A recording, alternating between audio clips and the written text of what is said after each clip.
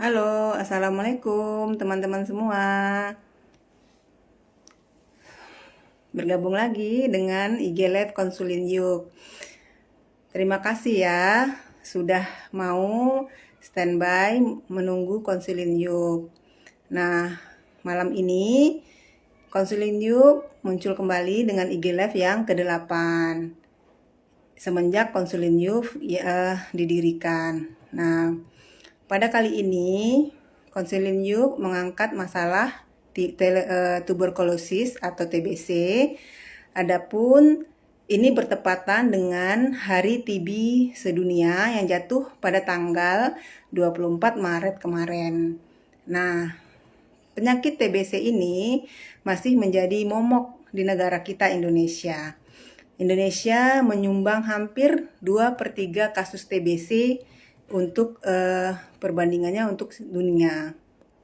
Oke.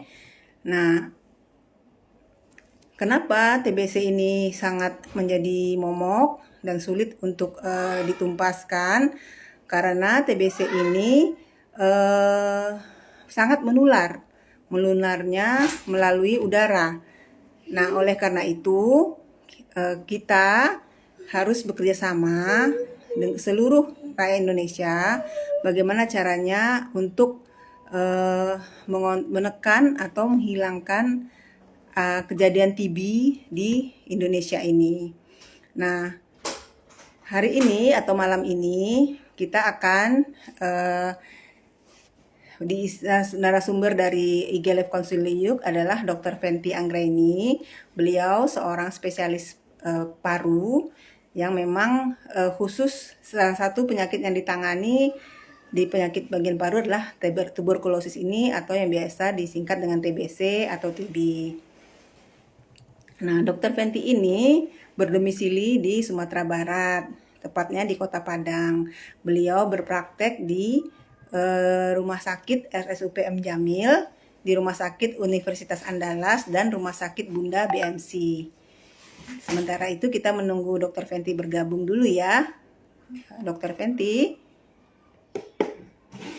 Oke. Untuk kasus TB di dunia pada tahun 2020, WHO mencatat ada 10 juta orang terkena TBC dan 1,5 juta diantaranya meninggal karena TBC tersebut. Nah, Indonesia merupakan salah satu dari 8 negara yang menyumbang TBC tersebut. Di Indonesia sendiri ada sekitar 500.000 kasus setiap tahunnya dan 175.000 berujung pada kematian. Oke. Dr. Fenty ini bergabung di Konsulin Yuk dengan jadwal prakteknya yaitu pada hari Selasa dimulai pada jam 18.20.15 yaitu jam 8 malam lewat 15 sampai dengan jam 8 lewat 45. Bagi teman-teman semua yang membutuhkan konsultasi dengan dokter spesialis paru, bisa nanti mendaftar di Konsulin Yuk, lalu memilih beliau. Nah, tentu saja konsultasi tersebut gratis ya. Nah, selain beliau, kami juga memiliki satu orang lagi spesialis paru. Oke, Dokter Fenty. Kita tunggu Dokter Fenty bergabung ya. Ada keunikan, sebenarnya penyakit tuberkulosis ini bisa menyerang baik dari anak-anak sampai dewasa. Tapi ada keunikan antara anak-anak dan dewasa. Nah, oke, Dokter Fenty sudah bergabung. Kita join dulu ya.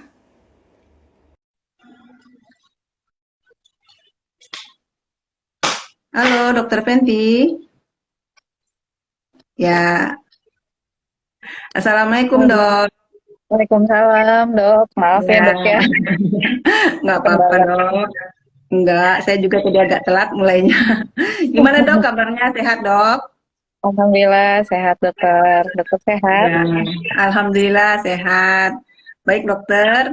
Ini sekarang kita sudah ada eh, ini kayaknya sinyalnya agak ini ya, Dok. Kurang lancar ya, agak macet-macet ya. Baik. Oke sih, kalau di sini oke sih, Kak. Oke ya. Oke, Oke. mudah-mudahan kita lancar ya. Baik dokter, Amin. silahkan dokter untuk materi kita malam ini tentang tuberkulosis. Silahkan dokter menyampaikan pemaparan terkait tuberkulosis. Nanti setelah itu baru kita menjawab pertanyaan yang diajukan oleh audiens kita. Silahkan dokter. Baik, terima kasih Dokter Yulia. Assalamualaikum warahmatullahi wabarakatuh. Eh, Waalaikumsalam. Alhamdulillah kita semua masih berada, masih sehat ya di sini. Walaupun kita sudah 2 tahun berada dalam kondisi pandemi COVID. Nah, untuk tuberkulosis ini sendiri masih menjadi masalah di dunia, terutama di Indonesia, karena kalau total keseluruhan kasus TB di dunia itu ada 9,9 juta. Memang kalau populasi di dunia itu 7,7 miliar, 9,9 juta mungkin nggak banyak. Tapi kalau misalnya itu menyebabkan angka kesakitan dan kematian yang tinggi, tetap aja itu menjadi masalah. Nah, angka tadi akan bisa kita lihat nanti apa eh, apa realnya kalau misalnya kita temukan di Indonesia, yang mana Indonesia ini sekarang nomor 3 terbanyak di dunia untuk kasus TB. Jadi kasus TB itu kasus infeksi yang menyebabkan kematian dan kesakitan terbanyak di dunia. Dan kita Indonesia itu apa namanya eh, eh, penyumbang nomor 3 untuk kasus TB. Nah, untuk Indonesia sendiri kasus TB ini setiap jamnya itu 11 orang meninggal karena kasus TB. Jadi ini bukan hal yang main-main sebenarnya. Bayangin aja kalau dari 11 yang setiap jam meninggal itu adalah keluarga kita, saudara kita, atau malah kita sendiri, ya itu nggak akan kita nggak akan bisa ketawa-ketawa seperti saat ini pastinya. Jadi TB harus kita Benar banget. eliminasi sebenarnya, betul. Dan TB ini sebenarnya juga nggak bukan kasus baru, udah ratusan tahun, udah berabad-abad sebenarnya jadi masalah. Tapi ini nggak selesai-selesai, maka ini termasuk kasus endemi yang menjadi target untuk eliminasi. Nah, terkait dengan COVID saat ini, apa TB ini harus kita eliminasi karena case notification rate-nya atau angka temuan kasus TB-nya itu yang rendah. Di mana 2 tahun ini karena adanya COVID, fokus pemerintah itu banyak untuk COVID-19, di mana semua tenaga, semua tenaga dana itu difokuskan ke arah sana. Sehingga kasus-kasus lain yang memang masih butuh penanganan darurat itu tertinggalkan jadinya, terlupakan, tidak fokus ke sana. Salah satunya adalah TBC atau tuberkulosis ini. Eh, kalau kita bicara angka, case notification rate atau bagaimana seorang terdiagnosis atau ternotifikasi untuk TB itu targetnya adalah 85%. Tapi untuk Indonesia itu tahun 2020 ditemukan hanya 47%. Artinya setengahnya yang ketemu. Artinya apa lagi? Artinya banyak yang tidak ditemukan kasus-kasus TB di sekitaran masyarakat, yang mana kasus TB tersebut tidak tertangani atau tidak diobati, yang mana kalau tidak diobati itu bisa menularkan ke orang lain. Nah, artinya itu amplifikasi dari kasus TB itu akan semakin banyak lagi. Nah, itu kita nanti cuma bisa menemukan ternyata dia sudah TB sampai ke otak, yang sampai dengan meninggal misalnya gitu ya. Kemudian atau misalnya TB paru, kemudian juga kasus-kasus lainnya yang memang berat sebenarnya. Jadi makanya TB ini untuk tahun ini kita punya tema itu eliminasi TB, investasi untuk eliminasi TB. Jadi kita semua berinvestasi bagaimana untuk bisa mengeliminasi dari tuberkulosis ini. Itu kira-kira Dokter Yulia. Iya, baik. Terima kasih dokter atas pemaparannya. Ya, memang ini kalau dibandingkan negara maju, memang negara berkembang masih sangat banyak ya dok kasus-kasusnya dan penyumbang di dunia rata-rata negara berkembang ya. Ya, Eh, Salah satu indikator atau salah satu syarat bagi pelajar-pelajar Indonesia yang mau ke negara-negara maju menyertakan bahwa mereka bebas TB karena mereka tidak iya mau benar, menerima pasien TB masuk ke negara mereka ya. Baik benar. dokter, eh, juga yang terjadi terkendala kan sampai saat ini kan tingkat pengetahuan rakyat Indonesia yang rendah, jadi kesadarannya untuk memeriksakan diri juga rendah ya dok ya. Jadi ini Mhm. memang masih PR ya buat kita bersama ya dok ya. Oke, Siap. kita tunggu ya dok pertanyaan dari teman-teman yang menonton IG Live ini.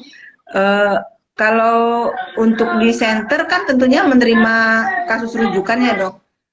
Ya. Kalau untuk daerah-daerah perifer gitu untuk apa namanya untuk screening awal itu apakah di Indonesia itu udah rata gitu dok?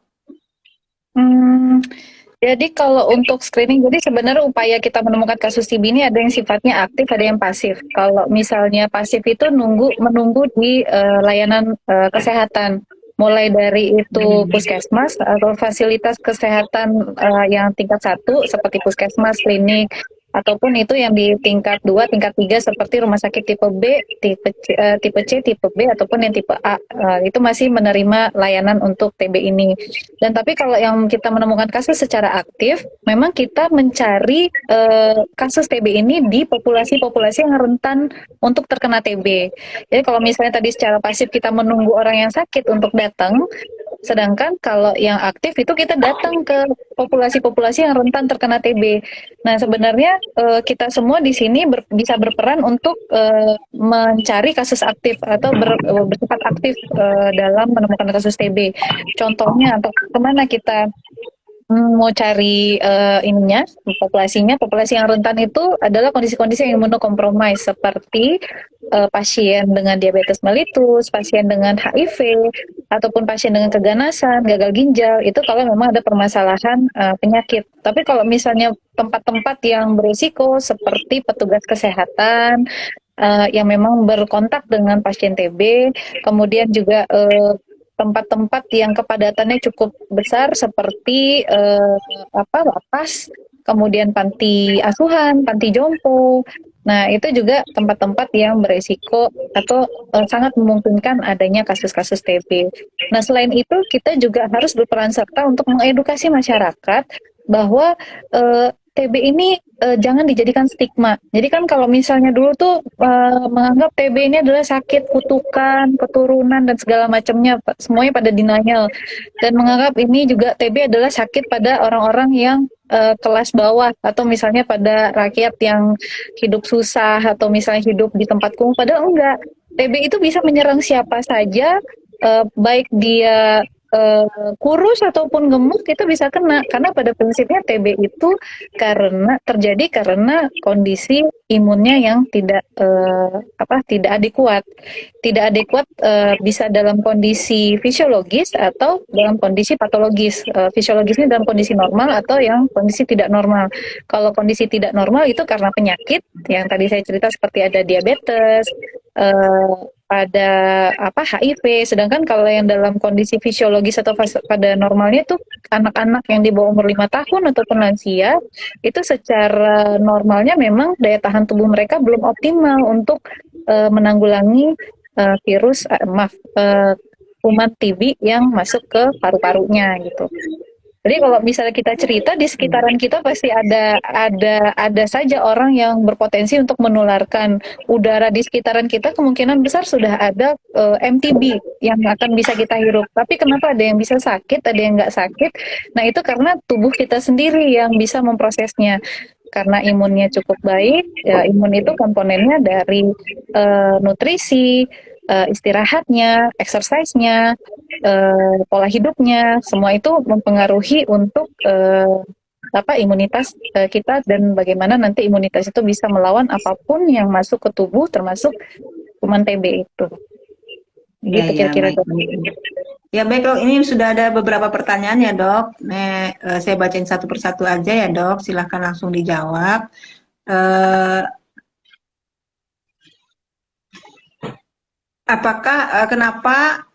apakah hubungannya dok antara maksudnya itu kenapa angka TB masih tinggi padahal sudah ada vaksin. Jadi maksudnya seberapa efektif vaksinasi TB itu dok untuk menekan angka TB. Silakan dok. Vaksin di sini yang dimaksud adalah BCG ya, Dok ya. Ya, Vaksin BCG yang mungkin ya dok. diberikan pada Tapi anak. Iya. ya, mungkin Nah, ya. vaksin yang kita maksud adalah vaksin BCG di sini yang diberikan pada anak yang baru lahir ya, yang Ya. usianya masih bayi. Nah, jadi vaksin BCG itu tujuannya adalah bukan untuk membuat kita tidak terkena.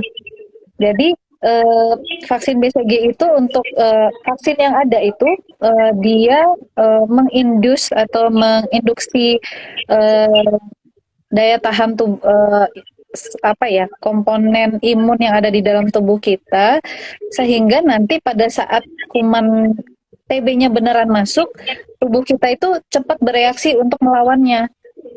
Nah, jadi kalau misal dalam kondisi normalnya nih, kalau misalnya kita cerita kalau kuman TB itu masuk ke paru-paru kita, dia kan pasti jalur masuknya lewat paru dulu ya dok ya, baru nanti bisa kemana-mana. Nah, begitu dia terhirup ke dalam paru kita, di dalam paru itu nanti ada berbagai lapisan yang akan melawan si kuman TB ini. Kalau diumpamakan mulai dari ada yang levelnya satpam, kemudian nanti kalau satpamnya ternyata nggak bisa, nanti ada level polisi, nanti kalau polisinya nggak bisa nanti ada levelan tentara apa ya kayak tentara khusus misalnya gitu ya. Nah itu berbagai level itulah yang ditempuh oleh kuman TB sehingga dia nanti bisa menyebabkan penyakit kalau misalnya itu kalah. Nah untuk bisa menciptakan tentara khusus tadi, kalau yang misal levelan satpam sama polisi itu memang normalnya ada di dalam tubuh, memang kayak udah patroli di tubuh, tapi kalau tentara khusus ini butuh di training dulu. Nah, untuk mentraining ini butuh waktu. Kalau misalnya kuman TB-nya masuk, terus dia training dulu sehingga tentara khusus muncul, itu udah keburu kolaps kitanya jadi sakit. Nah, makanya vaksin itu membuat tentara khusus itu terbentuk tapi tidak menjadi sakit. Sehingga eh, jadi kan vaksinnya masuk, kuman yang sudah dilemahkan masuk, nanti outcome-nya adalah tentara khususnya ada, sudah standby. Jadi begitu kuman TB yang benerannya datang, tubuhnya udah langsung bisa melawan gitu. Nah jadi TB itu vaksin itu bukan untuk tidak menjadi terkena, tapi adalah mengurangi level beratnya penyakit. Kalau misalnya seseorang itu dia tidak divaksin bisa bisa sampai dengan meninggal, penyakit TB-nya berat sampai dengan meninggal, tapi dengan dia divaksin karena tentaranya sudah terbentuk, TB-nya jadi lebih ringan gitu. Jadi Ya, kalau baik misalnya dok. kita cerita itu nggak akan bukan jaminan untuk tidak terkena gitu. Ya, baik dok. Baik dok, untuk pertanyaan selanjutnya, apakah seseorang yang menderita bronkitis bisa menjadi TB dok? Eh Kalau misal bronkitis jadi TB itu sebenarnya dua hal yang berbeda. Bisa-bisa aja, sama halnya dengan orang normal jadi TB bisa aja. Balik lagi ke prinsipnya tadi, kalau misalnya daya tahan tubuhnya tidak optimal, dia akan bisa saja menjadi sakit. Jadi kalau misalnya korelasi atau hubungan langsung antara bronkitis dengan TB itu bisa dibilang dua hal yang berbeda. Jadi orang normal aja bisa kena TB gitu. Iya, betul dok. Intinya sih daya tahan tubuh tuh komponennya tadi nutrisinya, pola hidup yang sehat ya, Iya, olahraganya, makannya, istirahatnya itu sih semuanya. iya Dan dok. tidak ada Baik dok. kondisi penyakit lain yang rentan untuk terkena TB jadinya. Iya. Ini pertanyaan selanjutnya dok. Pemicu utamanya tadi sudah dijelaskan ya dok. Tapi ada pertanyaan berikutnya, apakah rokok dapat memicu timbulnya TB dok? Oke, kalau rokok itu memang ada kaitannya. Kenapa? Rokok itu secara prinsipnya dia akan merusak jalan napas. Dia akan merusak kondisi di saluran napas. Jadi bayangin aja dengan asap rokok yang panas itu bisa merusak sepanjang saluran napas bahkan paru. Nah, secara normalnya paru kita itu dia akan membuang apapun yang ada di dalam paru dibuang keluar gitu. Jadi kayak ada eskalator berjalan di sepanjang saluran napas yang akan membuang mau itu debu, mau itu kuman, mau apapun itu keluar keluar lagi yang kita batukan atau kita keluarkan sebagai dahak. Nah, dengan adanya rokok, kita merokok, rokok itu nantinya akan merusak sistem eskalator yang atau kita sebut itu clearance dari saluran napas tersebut. Nah, jadi kalau misalnya merokok bisa faktor risiko untuk terkena TB, iya. Ya, baik. Terima kasih dokter. Untuk pertanyaan selanjutnya, Apakah pengobatan TB masih yang minum obat 6 bulan itu, Dok, atau sudah ada pengobatan yang terbaru? Kalau untuk TB masih masih yang 6 bulan. Jadi sekarang ini kita mengenalnya ada istilah TB sensitif obat dan TB resisten obat. Nah, jadi dikatakan sensitif obat kalau dia masih sensitif terhadap dua komponen obat yang utama yang murah dan tapi sangat poten sekali, yaitu INH dan rifampicin. Selagi dia masih sensitif, dia akan diberikan obat tersebut. Kalau diberikan 6 bulan atau lebih itu tergantung lokasi TB-nya, apakah di TB paru atau TB yang ekstra paru, TB yang lainnya. Rata-rata kalau untuk kasus TB paru itu 6 bulan, kalau TB ekstra paru yang kasusnya berat seperti meningitis TB ataupun limfadenitis TB itu bisa lebih dari 6 bulan. Ya, baik, Dok. Nah, berikutnya ya, Dok. Apa saja, Dok, tanda-tanda seseorang terkena TBC? Lalu apa yang harus jadi indikasi untuk melakukan pemeriksaan kalau kita curiga ini arahnya ke TB, Dok? Silakan, Dok. Oke, baik. Jadi kalau kapan kita curiga TB, pertama tadi ada yang populasi dulu ya. Jadi kalau bisa jadi TB-nya belum ada gejala, tapi populasi yang kita kejar. Yang kedua, gejala TB itu batuk yang lebih dari 2 minggu. Jadi batuk-batuk lebih dari 2 minggu dan sudah dievaluasi bukan disebabkan oleh yang lain. Kemudian ada batuk darah, kemudian bisa ada nyeri dada, sesak napas, kemudian ada keluhan sistemik lain atau keluhan tubuh yang lain seperti berat badannya turun, malam-malam suka, kalau di malam hari itu badannya suka basah, keringetan, walaupun tidak ada aktivitas atau tidak ada cuaca yang panas, tapi tetap aja basah gitu. Pas bangun-bangun badannya udah basah, bajunya udah lembab semuanya. Kemudian berat badan yang turun, drastis. Kemudian sering demam kayak meriang-meriang di sore hari. Ya, baik. Terima kasih, Dokter. Lalu pertanyaan berikutnya, Dok. Berapa lama pasien TB diperbolehkan kerja di kantor lagi setelah diberikan pengobatan, Dok? Oke, jadi prinsipnya sih sebenarnya kapan kita mengisolasikan ya. Jadi kita isolasikan selagi masih positif. Nah, jadi positif itu positifnya kan kalau kita temukan dari dahaknya, BTA-nya itu positif atau dari TCM tes cepat molekuler sputumnya itu juga ditemukan MTB di sana. Kalau untuk minimal atau paling cepatnya itu 2 minggu. Dari penelitian dilakukan dalam 2 minggu itu setelah 2 minggu minum OAT itu waktu yang paling cepat untuk konversi. Tapi kalau kita kita mengikuti program pemerintah, memang evaluasi atau follow up dari BTA itu setelah 2 bulan minum OAT. Jadi setelah 2 bulan minum OAT, nanti akan dipantau lagi BTA-nya apakah sudah negatif atau belum. Nah, tapi kalau misalnya untuk istirahat di rumah itu memang 2 sampai 4 minggu, Dok. 2 sampai Ya, 4 minggu tergantung kondisi. Nanti itu dilihat dari dokter yang memeriksa sebenarnya. berarti untuk ngantor kembali harus cek BTA sputum lagi ya, Dok. Kalau negatif baru boleh ngantor ya, Dok. Idealnya begitu Dok. Cuma kalau ditunggu 2 bulan lama juga kan ya Dok ya. Makanya itu nanti balik lagi terhadap penilaian dari dokter yang melakukan pemeriksaan. Oh gitu ya. Berarti harus ada kesepakatan dengan perusahaan ya, Dok. Apakah Iya betul. memang diizinkan masuk atau malah tidak diizinkan cuti ya, Dok. Iya Tergantung betul. kebijakan perusahaan. Karena ada Betul. perusahaan yang malah tidak memberikan cuti yang lama padahal karyawannya Hmm, terkena TB ya. benar, nggak Baik, peduli Dok. dengan penularan gitu kan. Iya. Oke, Dok. Baik, kita lanjut ya, Dok. Nah, apakah orang yang sudah sembuh TB cenderung lebih gampang terkena TB lagi daripada orang yang belum pernah sama sekali? Atau hal itu tidak dapat ditentukan, Dok?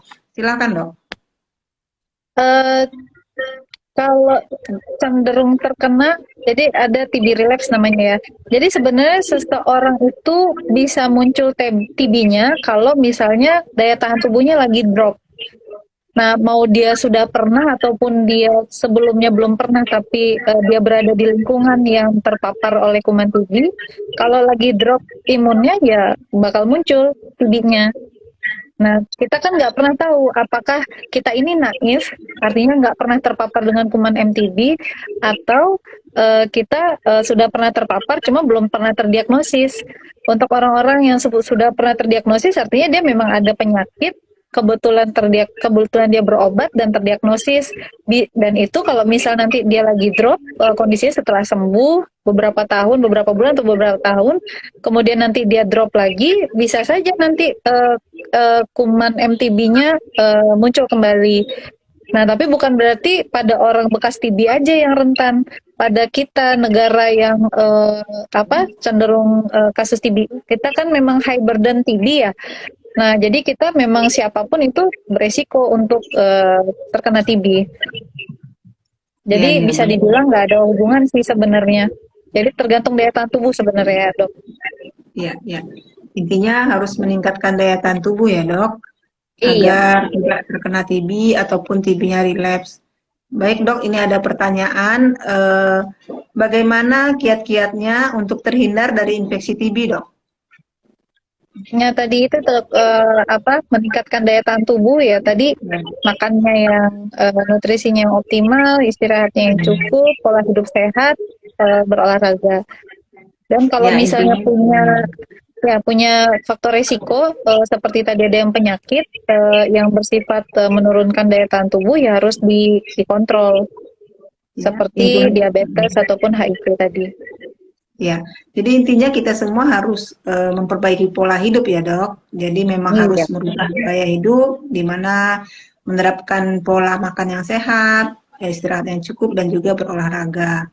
Oke, Dok, ini ada pertanyaan selanjutnya. Bagaimana kiatnya jika kita tinggal serumah dengan pasien TBC supaya tidak ikut tertular? Jadi kalau misalnya ada pasien TB yang ada di rumah dan itu masih positif hasil BTA-nya, memang kita harus terapkan eh, apa pola pola bagaimana tidak menular. Yang pertama itu dia harus menggunakan masker. Kemudian yang kedua apa namanya tuh jangan satu kamar sama yang lain. Jadi pokoknya kalau kontak dengan yang lain itu pakai masker. Nah, terus kalau misalnya membuang dahak itu jangan sembarangan karena kalau dahak yang dibuang itu kan mengandung kuman-kuman. Begitu dahaknya kering ya terbangan kemana-mana. Jadi kalau dahak itu dibuang langsung ke lubang WC, jadi langsung disiram gitu.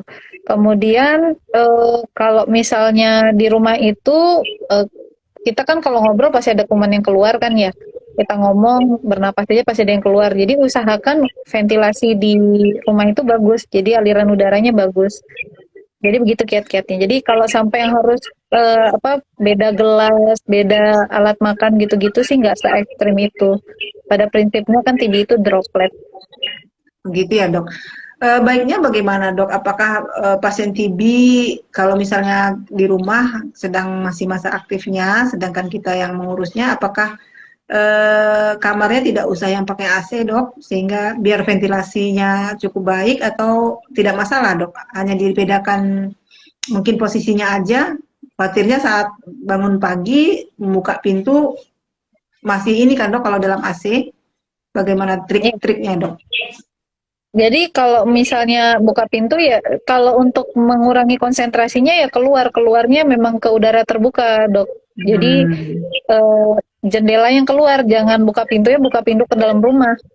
Kalau oke. misalnya pakai AC nggak apa-apa, tapi nanti kita kalau misalnya sendiri nggak masalah kan ya. Cuma pas waktu pagi-pagi ntar buka jendela, nah, sirkulasinya lancar lagi kan, nanti konsentrasi yang di dalam kan jadi berkurang lagi MTB-nya. Gitu sih Iya, iya, kira-kira, iya. Dok. Iya, benar sekali, Dok. Ya, itu trik-trik dan tipsnya ya, karena pasien TB tentunya harus terus didampingi ya, Dok, untuk memastikan Mhm. kepatuhan minum obatnya. Nah, ini ada pertanyaan lagi, Dok. TB ini apakah bisa jadi komorbidnya COVID, Dok? Bisa. Oh, Kalau bisa untuk ya. COVID bisa, komorbid kan intinya apapun penyakit yang berbarengan nanti. Bisa, bisa. Iya. Oke, Dok. Nah, pertanyaan selanjutnya nih, Dok. Apakah setelah minum obat TB yang 6 bulan tersebut dapat merusak ginjal, Dok? Jadi kalau salah satu obat yang memiliki efek samping terhadap ginjal ada, tapi apakah pasti merusak? Enggak. Jadi kita memang Iya. sifatnya lebih ke observasi. Jadi begitu ada kalau misalnya sebelum memulai pengobatan memang kita pastikan dulu fungsi ginjalnya baik. Kalau fungsi ginjal baik, kita berikan obat. jika ada keluhan yang muncul, kita akan follow up untuk fungsi ginjalnya. Tapi kalau pada pasien yang memang sudah ada gagal ginjal, itu kita bisa tetap berikan obat TB yang tidak diekskresikan atau tidak mengganggu dari fungsi ginjal. Jadi Iya. apapun itu sebenarnya ada jalan untuk mengobati TB, dok. Jadi nggak ada masalah sebenarnya. Ya, betul sekali ya dok ya. Jadi kalau ada teman-teman yang sedang menonton IG Live ini ternyata sedang mengkonsumsi obat TB, ya kalau khawatir ya tinggal screening ya dok, cek fungsi Iya. ginjalnya ke lab. Nah, ini dok, ini pertanyaan mendasar ya dok, mungkin nanti dijelaskan lebih detail karena tadi di depan mungkin lebih banyak tentang data statistik. Nah, teman kita ini menanyakan, apakah bakteri TB bisa mati kena matahari dok? Lalu TB itu bakteri atau virus dok? Silahkan dok. Kalau TB itu bakteri. Ya. Ya, dia bakteri, kuman dia sebenarnya, tapi bukan virus. Bukan virus. Kalau COVID itu virus. Nah, kalau untuk kena matahari dia bisa mati.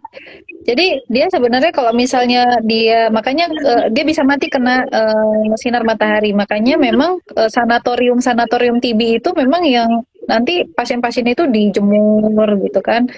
Jadi bisa mati. Bisa mati, Dok. Ya. Jadi ini dok tolong lebih detail barangkali dok tentang bakteri TB itu dok, apanya sifat-sifatnya, kekhususannya, sehingga bisa teman-teman mengerti apa beda dengan virus dok. Jadi kalau TB itu bakteri sama virus. Jadi kalau untuk secara umumnya kan ada kuman itu ada bakteri, ada virus, ada parasit, ada jamur.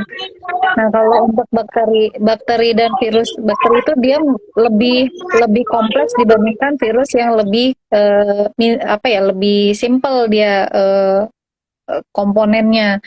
Nah, kalau misalnya untuk kalau untuk bakteri MTB ini sendiri, dia mempunyai kekhususan yaitu dia tahan terhadap asam. Dia sifatnya basil atau seperti kuman batang, dan dia itu tahan terhadap asam. Nah, jadi makanya kita untuk pemeriksaannya itu dengan mewarnai bagian terluar dari bakteri tersebut karena dia bersifat tahan asam. Jadi makanya nanti kita pemeriksaan BTA atau basil tahan asam itu melihat uh, kekasan dari bakteri yang tahan asam ini. Nah, untuk MTB ini sendiri dia senang terhadap oksigen. Jadi kalau misalnya dia tuh di dalam tubuh kita, dia pasti lokasinya di tempat yang mana oksigennya kaya, atau kita ngomongnya itu di bagian paru yang sekitar di atas. Jadi daerah atas paru atau apeks paru. Nah, itu lokasi paling sering kita temukan lesi dari TB atau TBC ini. Nah, kemudian kalau virus, ya virus berbeda. Virus itu dia ada komponennya, ada yang DNA, RNA, dia lebih rapuh, lebih gampang bermutasi. Secara prinsip bakteri dan virus itu dua hal yang jauh berbeda sebenarnya. Dan untuk penanganan pun juga berbeda. Satu nanti antibakteri, satu lagi antivirus. Begitu kira-kira, Dok. Ya, baik dok. Terima kasih dok. Ini masih ada pertanyaan ya dok. Kira-kira berapa lama muncul gejala TB sejak awal kita terpapar dok? Silakan. Kalau dari awal terpapar sampai dengan muncul itu bisa sekitar 6-7 minggu. Jadi dari awal kita inhalasi ya, proses kalau kita bicara patofisiologi dari awal kuman TB masuk, nanti dia ketemu yang tadi levelan satpam, terus polisi, terus yang lain-lain sampai dengan menyebabkan penyakit, itu bisa 6-12 minggu malah. Maksudnya dia semakin kurang daya tahan tubuh kita, semakin cepat dia jadi sakit. Gitu. 6-12 minggu. Ya, cukup lama ya dok ya dibanding penyakit-penyakit yang lain ya. Iya, makanya dia dibilang penyakit kronis kan. Iya, nah. Untuk diagnosa TB yang lebih akurat, cek dahak atau ronsen paru dok. Gimana kalau misalnya parunya oke, tapi cek dahak positif atau sebaliknya? Bagaimana cara menegakkan diagnosisnya? Silakan dok. Jadi kalau untuk bisa kita katakan fix kita ketemu kumannya ya dengan cek dahak. Jadi kalau kita cek dahak atau pemeriksaan mikroskopis itu dengan BTA tadi memang kita menemukan si kuman TB-nya hidup-hidup. Jadi dia masih utuh ketemu gitu kan di dalam dahak kita. Nah, tapi memang kelemahannya dengan pemeriksaan BTA sputum ini kita punya syarat minimal jumlah kuman di dalam 1 cc dahaknya itu. Kalau misalnya jumlah kumannya tidak mencapai angka minimal, itu akan terkeluarkan hasilnya negatif atau negatif palsu nantinya. Jadi sebenarnya kumannya ada, cuma dia negatif karena jumlahnya nggak cukup. Nah, ada lagi pemeriksaan yang kedua itu namanya tes cepat molekuler. Tes cepat molekuler dari dahak. Tes cepat molekuler ini dia menemukan komponen-komponen dari MTB tersebut. Jadi itu tidak memandang apakah kumannya hidup atau mati. Jadi yang penting komponennya ketemu, DNA-nya ketemu di sana. Nah, itu juga dia lebih kalau dibandingkan BTA dia lebih lebih sensitif karena dengan sedikit aja bisa ketemu.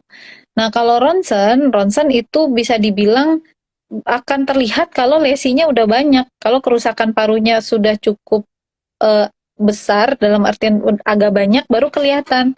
Jadi kalau misalnya tadi dokter bilang ronsennya terlihat normal, tapi PTA-nya positif, bisa saja. Itu sangat mungkin terjadi. Atau misalnya BTA-nya negatif tapi ronsennya acak-adul gitu kan, itu juga sangat mungkin terjadi karena kepositifan dari suatu hasil pemeriksaan labor itu banyak faktor di sana. Jadi dari proses pengambilan sampelnya, kemudian sudah benar apa belum, kemudian apakah memang kuman TB-nya cukup banyak atau tidak dalam dahaknya. Nah, kemudian dalam proses pembuatannya. Jadi banyak hal yang berpengaruh. Jadi tetap untuk mendiagnosis itu tidak hanya mengandalkan pemeriksaan. Jadi ada klinisnya atau ada gejalanya, kemudian ada tandanya yang dari kita lakukan pemeriksaan fisik oleh dokter, kemudian dari pemeriksaan penunjang, yaitu dahak dan ronsen.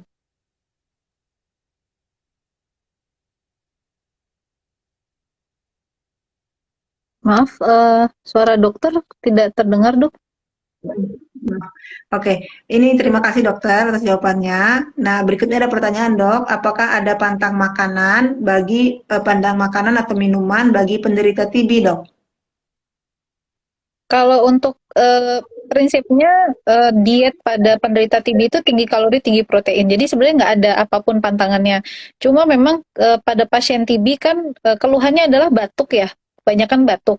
Jadi kalau misalnya yang bukan yang dikurangi atau kita mengurangi gejala dengan mengurangi hal-hal yang memicu batuk seperti yang berminyak-minyak atau misalnya yang manis-manis. Bukan berarti nggak boleh, tapi kalau lagi sekarang sakit TB terus lagi keluhannya batuk-batuk terus kita minum yang manis-manis, yang lengket-lengket terus sama yang berminyak-minyak ya batuknya semakin nggak selesai-selesai kan maksudnya nggak jadi sembuh-sembuh. Nah, tapi bukan berarti nggak boleh. Tapi pada prinsipnya diet untuk TB itu tinggi kalori, tinggi protein. Jadi apapun itu boleh. Baik, terima kasih dokter Fenty. Ini kelihatannya semua pertanyaan sudah dijawab ya dok.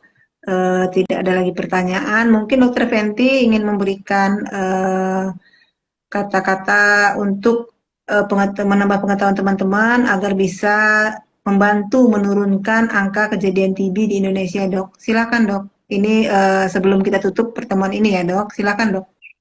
Oke, baik. Jadi ya memang untuk eliminasi TB ini yang target kita tahun ini adalah investasi. Mari berinvestasi untuk eliminasi TB itu melibatkan kita semua, tidak hanya tenaga kesehatan tapi juga masyarakat dan pemerintah. Kita semua bisa berkontribusi untuk mengeliminasi TB ini, baik mulai dari berperan aktif dalam mengedukasi ataupun mencari siapapun di sekitaran kita yang jika ada gejala dan tanda itu diajak untuk berobat ataupun juga membantu memudarkan stigma-stigma yang di masyarakat itu tentang TB ini masih tidak bagus. Nah, jadi semua kita bisa berperan untuk eliminasi TB dengan berbagai macam peranan kita masing-masing, termasuk seperti yang sekarang kita lakukan. Dan mari kita sama-sama mengeliminasi TB sebagai bentuk investasi kita untuk menyelamatkan bangsa. Mungkin itu saja dari saya, Dr. Zoya. Ya. Baik dok, terima kasih dok. Oke teman-teman semua, sudah tidak terasa ya, sekarang sudah pukul 8:15. Terima kasih atas atensinya, terima kasih juga atas pertanyaan-pertanyaan yang sudah diajukan. Semoga IG Live kali ini dengan menambah wawasan teman-teman semua, sehingga dengan demikian dapat membantu untuk menekan angka kejadian TB di Indonesia, karena ini bukan hanya tugas dari tenaga medis, tapi juga tugas kita bersama seluruh rakyat Indonesia sesuai dengan prinsip atau moto dari Konseling Jung, yaitu menuju Indonesia sehat. Oke, terima kasih Dokter Fenty atas waktunya dan ilmunya ya dok. Terima Ya, kasih sama-sama juga dok. atas kesediaannya. Oke, oke semuanya. Assalamualaikum warahmatullahi wabarakatuh. Waalaikumsalam warahmatullahi Ya wabarakatuh. dok. Ya, Ya, terima kasih assalamualaikum. dok. Waalaikumsalam.